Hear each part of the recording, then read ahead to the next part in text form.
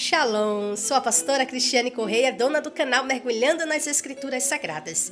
Já quero convidar você que é inscrito aqui no canal, que sabe da nossa missão, já a deixar o seu like, pois assim você estará nos ajudando muito a levar este conteúdo, pois o YouTube vai entender que este conteúdo é relevante. E você que ainda não é inscrito aqui no canal, obviamente não conhece a nossa missão, eu te convido a fazer uma tour aqui no nosso canal e, se desejar, também fazer parte da nossa família, da nossa comunidade, mergulhando nas Escrituras Sagradas. Então, um beijo no coração de todos e já vamos pro vídeo. No nosso vídeo de hoje, nós vamos falar a respeito da ira de Deus. Observe bem que o texto que nós vamos abordar agora, nós vamos falar um pouco, vamos precisar um pouco entrar na questão da grande tribulação. Até porque a grande tribulação também, ela remete à ira de Deus. Amém? Também revela a ira de Deus, só que a ira de Deus contra os ímpios. Na carta de Paulo, na sua primeira epístola aos Tessalonicenses, capítulo 1, o versículo 8, 9 e 10 está escrito: porque por vós soou a palavra do Senhor, não somente na Macedônia e Acaia, mas também em todos os lugares. A vossa fé para com Deus se espalhou, de tal maneira que já não temos necessidade de falar coisa alguma, porque eles mesmos anunciam de nós que tipo de entrada tivemos para convosco. E como dos ídolos vos convertestes a Deus, para servir ao Deus vivo e verdadeiro, e esperar seu Filho do céu, a quem ressuscitou dentre os mortos, Jesus, que nos livrou da ira que há de vir. Observe bem o termo Jesus, que nos livrou da ira que há de vir. Em nenhum momento aqui o apóstolo Paulo está dizendo que Cristo nos livrou da grande tribulação. Até porque nós bem sabemos que a grande tribulação, ela também está relacionada ao surgimento, à aparição do anticristo. E isto se dará quando o Espírito Santo de Deus for tirado da terra.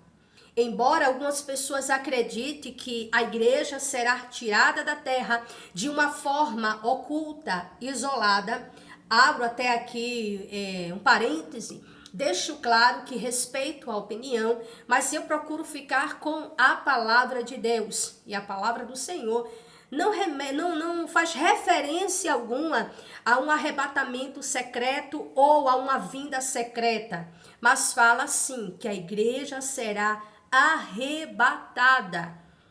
Repito bem, a igreja será arrebatada, mas não existe nenhum texto que prove, que fale de uma vinda invisível do Senhor. Amém? Então, eu respeito a opinião, eu respeito, como é que eu posso falar? Eu sei que tem pessoas que creem nisso, que acreditam que o Senhor vai vir de uma forma isolada, oculta, que ninguém vai ver e vai vir, vai tirar a igreja da terra e vai levar. Eu sei que tem gente que acredita, mas a própria palavra de Deus não faz nenhuma referência a esse tipo de arrebatamento, a esse tipo de vinda, né? Dessa vinda do Senhor de forma isolada. Então, às vezes a gente até tem que ter muito cuidado ao falar, porque às vezes as pessoas podem até pensar que você está querendo desfazer das pessoas e não é. A verdade é essa, que não existe nenhum texto bíblico que faça menção de uma vinda invisível do Senhor, de uma vinda do Senhor oculta, exclusiva para os fiéis e que o Senhor isoladamente vai levar a sua igreja e ponto final. Não existe nenhum texto bíblico que faça referência ou que seja referência para essa doutrina, mas a Bíblia ela é muito clara, é fato, o Senhor virá e vai vir buscar a sua igreja, o seu povo eleito. Amém? E fechando aqui o parêntese, eu quero trazer aqui o texto de Gênesis capítulo 7, não vou ler aqui o texto, tá? Mas fala a respeito do dilúvio. Capítulo 7 de Gênesis fala a respeito do dilúvio. E nós percebemos perfeitamente que o Senhor, ele não tira, observe bem, o Senhor não tira Noé e sua família do dilúvio. Contrário, o que é que o Senhor ordena a Noé? Que ele construa uma arca. Então, após a arca construída, o Senhor ordena que ele entre com a sua família, né, os animais que foi ordenado pelo Senhor, e Noé obedeceu entrando na arca. O que é que acontece? Noé, ele estava presente no momento do dilúvio, mas o dilúvio não alcançou Noé por quê? Porque Noé estava dentro da arca com sua família. Então, observe bem, o dilúvio foi a ira de Deus revelada. Foi a ira de Deus manifesta sobre uma sociedade onde o pecado havia se multiplicado e a Bíblia diz que Deus se arrependeu de haver feito o ser humano. E aí enviou o dilúvio. Em Êxodo capítulo 11, nós vamos ver a praga dos primogênitos. Mas eu quero chamar a sua atenção aqui para uma coisa. Observe bem que o texto de 1 Tessalonicenses, capítulo 1, verso 10, fala que Jesus nos livrou da ira que há de vir. Observe, nos livrou da ira. Isto implica dizer que nós não vamos sofrer a ira de Deus. Mas em nenhum momento está dizendo que não vamos estar aqui quando a ira de Deus for derramada sobre a terra. Aí você pode perguntar, então, pastora Cris, onde é que a igreja, como é que a igreja vai se proteger da ira de Deus? Observe Gênesis, ou corrigindo, Êxodo, no capítulo 11 fala acerca da praga dos primogênitos. Mas antes disso, quando o Senhor ordena a Moisés a ir tirar o seu povo Israel da terra do Egito, observe claramente que o próprio Deus deixa claro para Moisés que Faraó não vai permitir que o povo saia dali, a não ser que seja por mão forte. Êxodo capítulo 3. Só que o Senhor, ele começa, primeiro vem os sinais. Observe bem que Moisés faz sinais diante do faraó, na presença de todos ali. E eles não deram crédito nenhum. Por quê? Porque Deus tinha dito, o faraó não vai deixar o meu povo ir, a não ser por mão forte. Ou seja, o meu povo não vai sair dali se eu não os tirar de lá. É interessante que veio a primeira praga, a segunda praga, e tudo isso era a ira de Deus. Tudo isso era a ira de Deus contra o Egito. Veio a primeira praga, a segunda, a terceira, até a nona praga. Quando chega na 10ª praga, olha o que diz a palavra de Deus. Êxodo capítulo 12. Deixa eu ler aqui antes. Êxodo capítulo 11. Êxodo, olha aqui. Louvado seja o Senhor. Êxodo capítulo 11, versículo 4 e 7. Do 4 ao 7, corrigindo. Êxodo capítulo 11, versículos 4 e 7. Veja o que diz. Ou do 4 ao 7. Diz assim a palavra de Deus. E Moisés disse, assim diz o Senhor, à meia-noite sairei no meio dos egípcios, e todo primogênito na terra do Egito morrerá, desde o primogênito de Faraó, que está sentado sobre o seu trono, até mesmo o primogênito da serva que está atrás do moinho, e todos os primogênitos dos animais. E haverá grande clamor em toda a terra do Egito, como nunca houve, nem jamais haverá. Mas contra qualquer dos filhos de Israel, nem mesmo um cão moverá sua língua contra homem ou animal, para que saibais que o Senhor faz distinção ou diferença entre os egípcios e Israel. Esta foi a mensagem que agora Moisés vai e leva ao faraó, deixando claro o que estava para acontecer. Foi na 10ª praga em que agora os conselheiros de Faraó se aproximam de Moisés e pedem para que Moisés vá embora.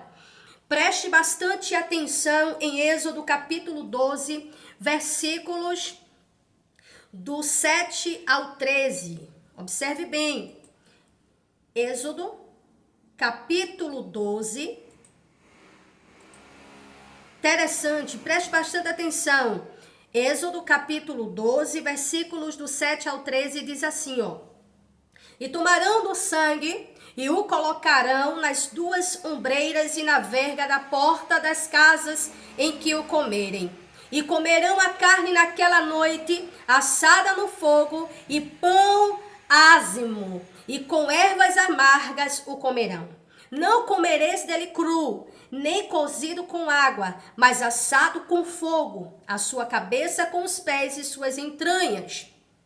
E não deixareis nada do que restar até a manhã seguinte, e o que restar disso, até a manhã seguinte queimareis com fogo, e assim o comereis, com vossos lombos cingidos, vossas sandálias nos pés, e vosso cajado na vossa mão. E o comereis com pressa, é a Páscoa do Senhor. Porque eu passarei por toda a terra do Egito nesta noite, e ferirei todos os primogênitos na terra do Egito, tanto do homem como do animal. E contra todos os deuses do Egito executarei o juízo. Eu sou o Senhor. Observe bem que na 10ª praga, deixa eu repetir para você, as pragas que vieram contra o Egito era a ira de Deus contra o Egito, contra os egípcios. Mas Israel em nenhum momento é afetado por nenhuma dessas pragas. E quando chega na 10ª praga, que foi a morte dos primogênitos, Deus foi muito claro para Moisés: se alimente com os seus lombos cingidos, com suas sandálias nos pés, com cajado na mão, com pressa. Porque o que isto significava dizer? Que após o juízo de Deus ser derramado sobre a terra do Egito, iria acontecer a saída de Israel do Egito. O que eu quero chamar a sua atenção aqui é que em todo momento em que a ira de Deus foi revelada no Egito, Deus esteve guardando o seu povo. E de uma forma muito clara, nós vemos o Senhor livrando Israel também na 10ª praga. Na 10ª praga, a ordem de Deus, no capítulo 12, verso do 7 ao 13, o Senhor orienta claramente a Moisés. E a ordem foi que nos umbrais das portas, da casa, eles passassem o sangue, porque quando o anjo viesse, o anjo da morte viesse, onde tinha a marca do sangue do cordeiro, o anjo da morte não entrava. Então observe bem que todo momento, em meio à manifestação da ira de Deus sobre o Egito, Deus esteve guardando Israel dentro do Egito.